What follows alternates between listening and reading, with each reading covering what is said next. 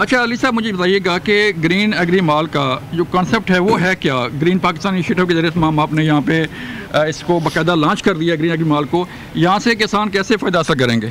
देखें, मैं थोड़ा सा पीछे से आता हूँ कि पाकिस्तान में जो पाकिस्तान के ज़मींदार का सबसे बड़ा मसला है ना, वो ये है कि पाकिस्तान का ज़मींदार ना तो अपनी मर्ज़ी की कीमत पे कोई चीज़ ख़रीद सकता है और ना अपनी मर्ज़ी की कीमत में कोई चीज़ बेच सकता है, और उसका इस्तेसाल होता है पाकिस्तान की मार्केट के अंदर। ठीक है।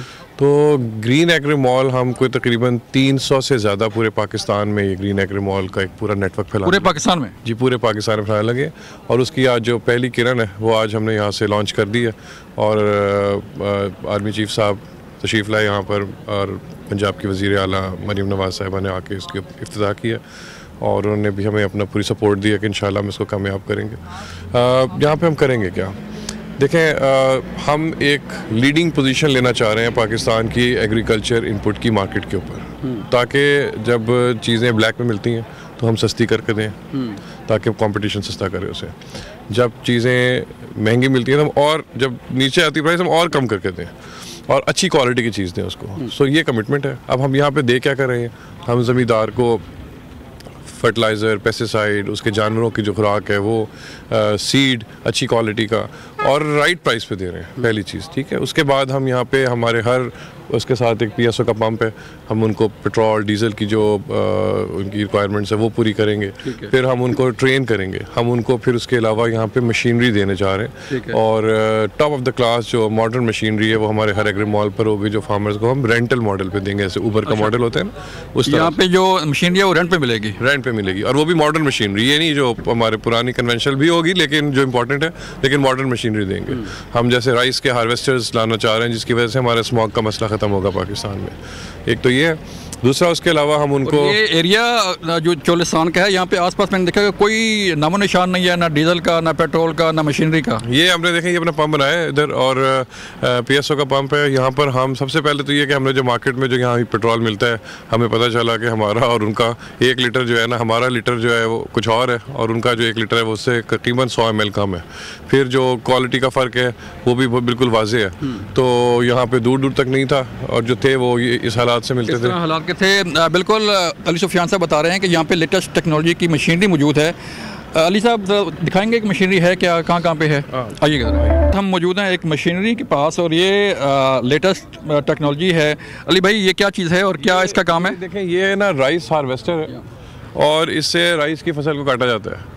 हमारे यहाँ जो ये स्मॉग का मसला है ना पाकिस्तान में, जो ये चावल की फसल को बाद में आग लगा देते हैं, तो इसमें आप देखें कि ये जो नीचे इसके है ना, ये फसल को बिल्कुल नीचे से काटते हैं। पाकिस्तान में चावल काटने के लिए जो है वो वीट का थ्रेशर, वीट की जो मशीनरी है वो इस्तेमाल होती है, जिसकी वजह से डंडियाँ रह जाती हैं, और ये किसानों के लिए दस्तयाब होगी अब इंशाल्लाह।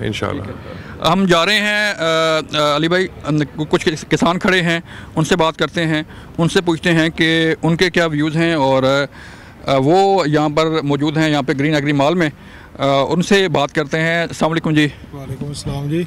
अपना नाम सर? एहसानुल्लाह चट्ठा जी। चट्ठा साहब, हम खड़े हैं चोलिस्तान में, और ये ग्रीन एग्री मॉल है।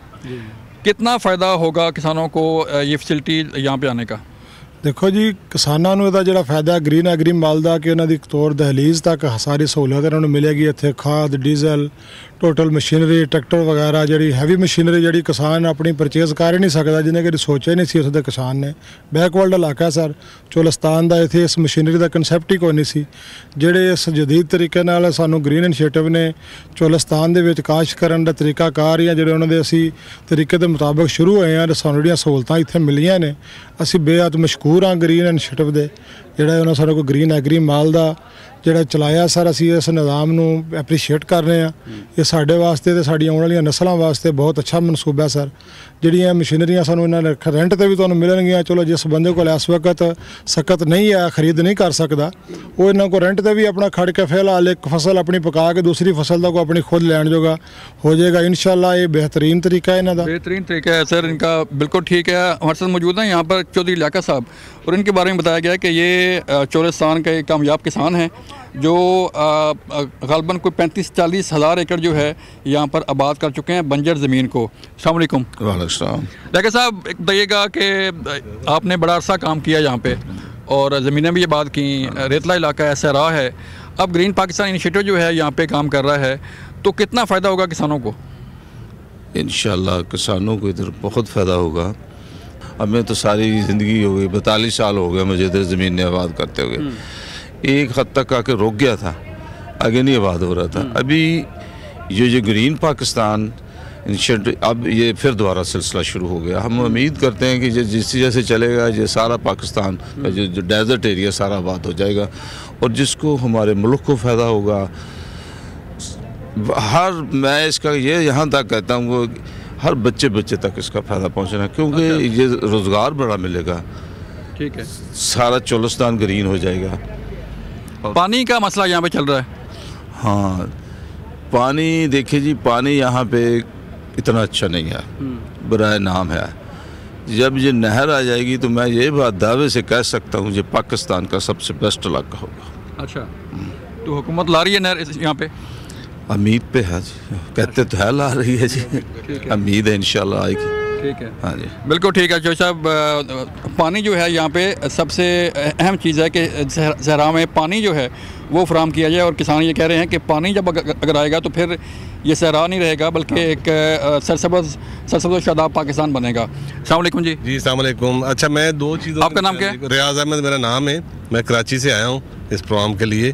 तो मेरी तजवीज़ है हुकूमत पाकिस्तान को, मैंने आज भी कोशिश की थी कि बात हो जाए कि अभी एक तो ये जो इस इलाके को आबाद करने के लिए ख़ास तौर पे जो हज़ारों साल से डेजर्ट पड़ा हुआ है, इसके लिए ज़रूरी है कि यहाँ के जो लोग भी यहाँ काम कर रहे हैं उनको गवर्नमेंट सब्सिडाइज रेट पे ये ट्रैक्टर मशीनरी मंगवाने की इजाज़त दे, ताकि उनकी कॉस्ट कम हो। ऑलरेडी यहाँ पे चूँकि पेवड़े पे काम होना तो बहुत महंगा काम है।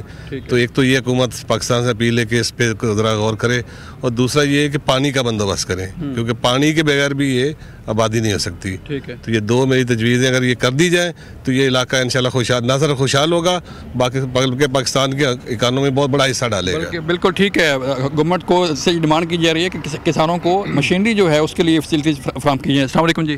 जी वालेकुम अस्सलाम। आप कहाँ से हैं? मेरा नाम खालिद चौधरी है। जिस तरह से आज हमने प्रोग्राम देखा कि सीएम पंजाब मरीम नवाज़ साहिबा ने जिस तरह से लोगों को यहाँ पर सर्विसेज देने के वादे किए हैं, और उसके मुताबिक अगर काम होगा तो इंशाल्लाह ताला ये बड़ा ज़बरदस्त होगा। जनरल आसिम मुनीर साहब, उनका भी बड़ा जोर है यहाँ पर, और उन्होंने पूरी लोगों की डिप्लॉयमेंट यहाँ पर की हुई है कि जी इस इलाके को सरसब्ज और शादाब करने के लिए, यहाँ पर एक रोड मैप तैयार करने के लिए इंशाल्लाह ताला वो अनथक और दिन रात मेहनत और कोशिश कर रहे हैं।